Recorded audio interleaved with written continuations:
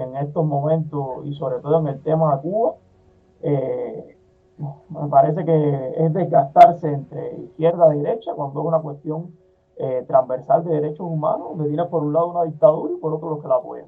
Sí, independientemente de cuál sea su posición política, que además esa dicotomía izquierda-derecha, yo te digo, a mí se me desdibuja bastante. Tal vez que no tengo los conocimientos para distinguir cuáles son las características eh, exactas y excluyentes entre esas dos tendencias. A mí cada vez más los que se dicen de izquierda me parece que tienen cosas que identifico con derecha y viceversa. Entonces yo particularmente, esa es una, esa es una dicotomía de la cual yo prefiero no asirme. Y siempre que me preguntan izquierda o derecha, yo digo, para mí, yo veo las cosas en cuestión de términos de respeto humano y eso es transversal a la posición ideológica que tenga una persona. Sí, no, evidentemente, eso sí es así y lo vemos. Por muchas razones. Razones que vienen incluso desde una idea romántica de lo que fue en su momento o de lo que se presentó en su momento como esa construcción que es Revolución Cubana y que todavía persiste. Y es una construcción a la cual le ha invertido mucho dinero y mucho capital simbólico el régimen cubano por América Latina, con jóvenes, a través de herramientas de soft power y sharp power en las universidades, en las artes, en el deporte. O sea, hay por ahí regada por muchos lugares y sobre todo jóvenes que la adquirieron de su padre o jóvenes que están enfrentando los problemas que hay en sus países del propio modelo capitalista, que evidentemente lo tienen, y entonces creen que por Cuba tener un discurso anticapitalista, Cuba vendría siendo como la alternativa. Y cuando digo un discurso anticapitalista, digo un discurso anticapitalista en términos demagógicos, porque vemos que muchos de esos problemas que están criticando estas personas en sus países en Cuba se dan de una manera incluso mucho más agravada. Entonces, sí hay una academia que colabora, que lo hace algunos desde posiciones honestas, eh, algunos sin ser captados, pero también hay una academia, no solamente en Cuba, sino en el extranjero, que está directamente penetrada por la seguridad del Estado, por todos los métodos que ellos utilizan para penetrar, que ya sea la admiración o ya sea el chantaje también y la presión, porque una vez que tú te comunicas con estas personas, pues ya eres un instrumento de ellos. Si nos veamos el caso de la propia Ana Belén Montes, que no era academia, pero que en un momento determinado se quiso salir y dijo que ya, a pesar de todo lo que había ayudado al régimen, y no la dejaron. Ellos son pitbull, ellos cuando muerden no sueltan como la mayoría de los servicios de inteligencia. Entonces sí, evidentemente hay un sector de la academia que colabora directamente con la legitimación del régimen cubano a nivel internacional y que además tiene una dinámica muy interesante, ¿no? Y es que para tú hacer investigaciones, muchas veces tú necesitas acceso a espacios y a datos que están totalmente controlados por la dictadura. Entonces, la dictadura a quienes les da acceso para que puedan tener, puedan leer, puedan trabajar, puedan entrevistar, puedan hacer el trabajo de campo que necesita una investigación para darle más fortaleza, es precisamente este tipo de académicos que saben que te van a tener una posición complaciente hacia Cuba. Y al final pues terminamos a veces nosotros, los académicos críticos, teniendo que citar a estos académicos que dan una visión complaciente porque son los únicos que pudieron tener acceso a determinados datos que nosotros necesitamos, aunque sea para hacer un análisis diferente.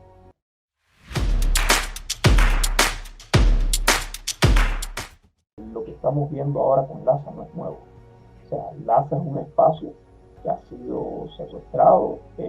desde hace mucho tiempo por el régimen cubano, por varias dinámicas. Yo invito a los lectores a buscar los trabajos de Armando Chaguaceda sobre LASA y Claxo, donde incluso él muestra la cantidad de miembros que tiene la sección Cuba comparada con otros países de mucho más tamaño y mucho más vigor académico, como pueden ser México o Brasil. Es abrumador. Y por otra parte, al tener los académicos cubanos dentro de Cuba la posibilidad de pertenecer al ASA sin tener que pagar la membresía, pues eso hace que haya una sobrepoblación de académicos cubanos que además al estar vinculado directamente a centros institucionales del país, pues tienen un comportamiento de delegación.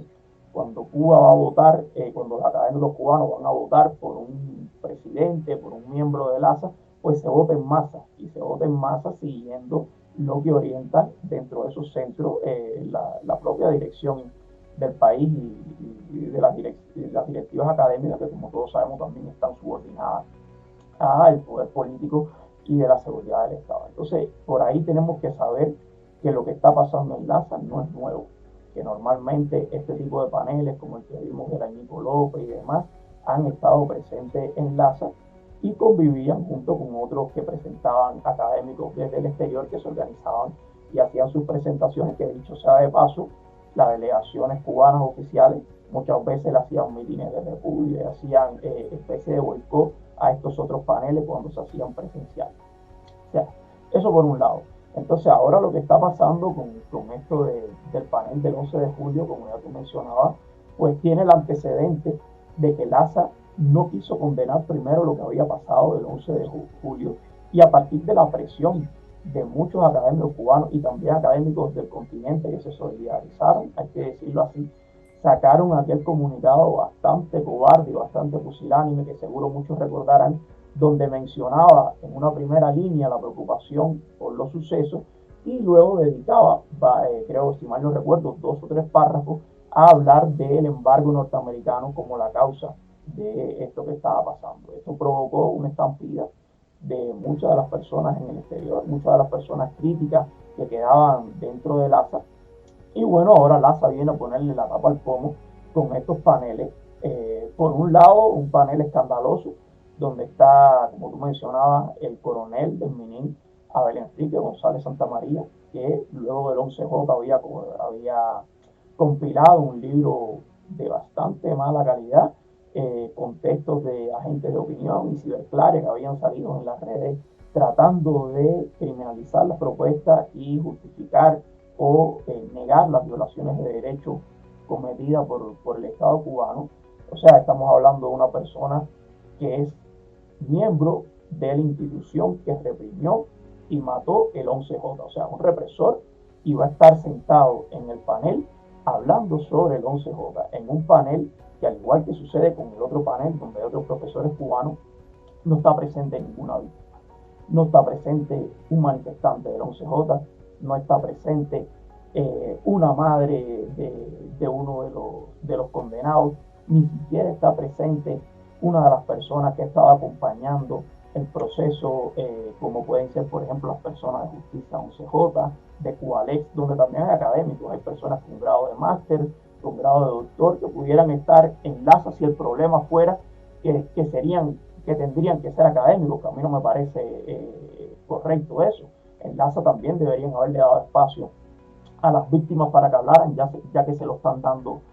al represor. Y eso no ha pasado. Entonces, esto es lo que está mostrando una vez más la complicidad del ASA. No es solamente una cuestión de desconocimiento. O sea, el ASA ahora ha alegado que no sabían que era un coronel, pero después que lo saben, no han tomado medidas. El presidente del ASA, cuando fue entrevistado por Mario Pentón, le dijo que eso no tenía ningún problema, que era parte de la pluralidad y del respeto a la libertad de expresión. Y una de las cocheiras de Cuba, la profesora incluso que radica en el extranjero, también cuando le preguntó Nora Gámez del nuevo Herald, le dijo que no conocía que había sido coronel esta persona, que es coronel esta persona, pero que el panel se mantenía. Entonces estamos en una situación donde te das cuenta que hay una institución que tiene una posición cerrada hacia Cuba, cerrada hacia la sociedad civil cubana, y que está funcionando como cámara de eco y espacio de legitimación de una parte que lamentablemente es la parte que reprime, que viola derechos humanos y que se opone a los principios de lo que debería ser una institución académica como la